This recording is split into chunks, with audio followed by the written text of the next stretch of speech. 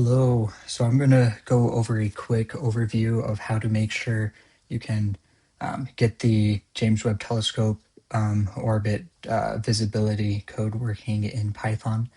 And so if you go onto the GitHub pages, it goes through and will show you step by step what you need to do to go through everything and make sure you have everything you need.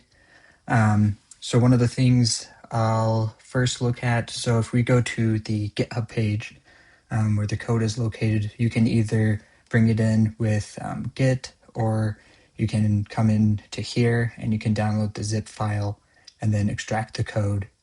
And wherever you store the code, so I'm using VS Code as my editor.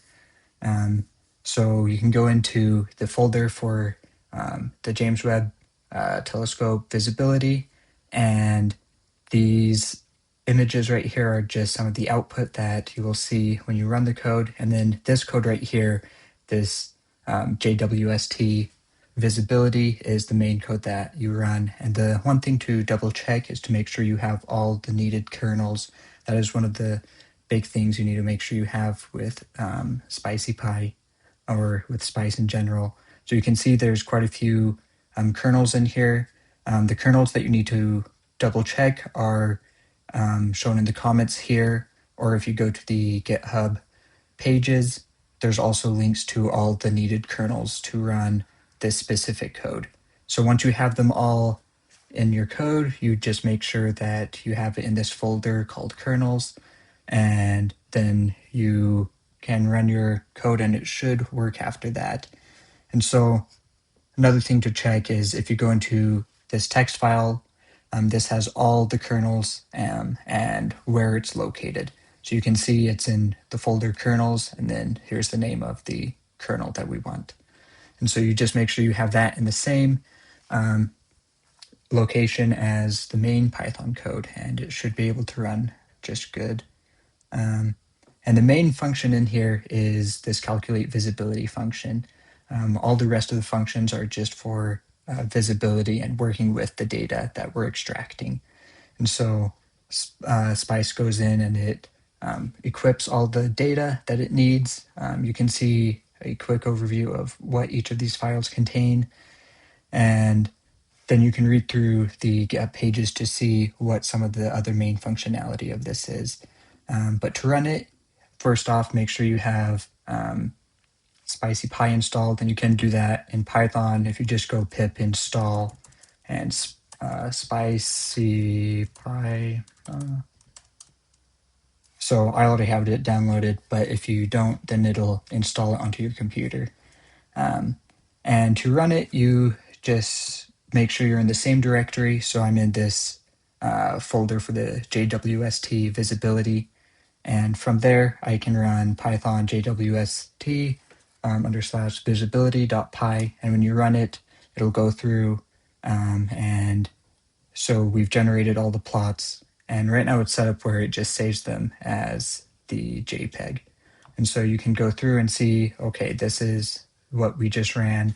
But if you wanted to change the date range, so if you come down to the main execution function down here, say we want to run just 1 month. So we're going from December 1st to December 31st in 2025. And you can change your density in these functions here.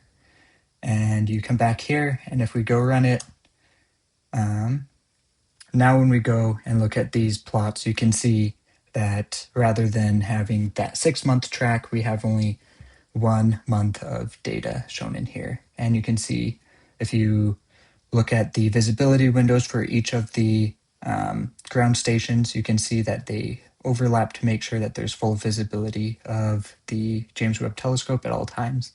And that shows the functionality of why there's these 3 locations and how that gives us that visibility 24/7 of our deep space network. So that's just a basic rundown of how to run the code. If you have questions, there's more details in the GitHub pages. There's an overview, and then it goes through the different plots that you do get from running the code. and also explains the different frames we're working with. So we're working with the J2000 frame and also the topocentric frame. And these are a couple errors that might show up if you do have anything missing. So this one's, if you don't have the correct files, then it'll send out this error, and that's a pretty easy fix. And then this error is just making sure that you have the correct dates in there, because this is only for a certain date range and they update the files every so often. So you can go to the links here to make sure that you have the most current data. And then these tables down here explain some of the main functions and what they do. So we saw that spice.furnish, and so that's that loading the files. And then this is how we're handling different time conversions or string conversions. And then if we're converting to different frames, or the different functionality that we do to plot the visibility of the deep space network.